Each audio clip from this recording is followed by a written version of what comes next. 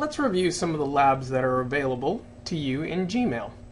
Labs are small bits of functionality that aren't included with the basic Gmail, but by turning them on, you can add some really cool functions to help make your Gmail work the way you'd like it, and to add some cool customization and some time savers.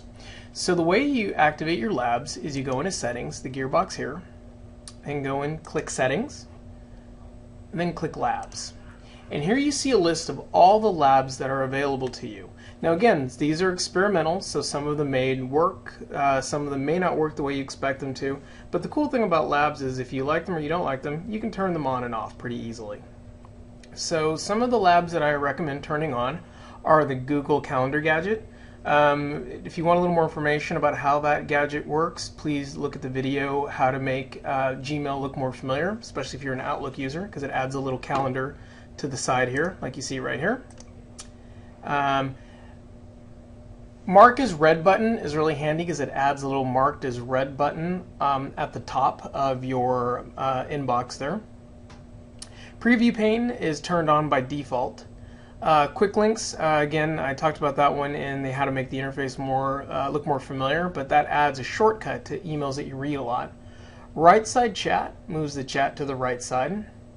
Undo send is a great one because if you enable this one, it gives you anywhere between 5 to 30 seconds to pull back an email after you accidentally hit send. I do this a lot, like for example, I'll send something meaning to include an attachment and I forget the attachment. Well, this lets me hit undo, add the attachment, and send it. Now, word of the wise, the recall that we had in Outlook that let you pull back an email that you sent never actually worked.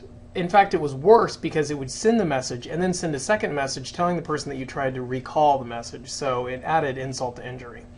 So this isn't like that. After it's gone, but it gives you anywhere between 5 to 30 seconds to change your mind.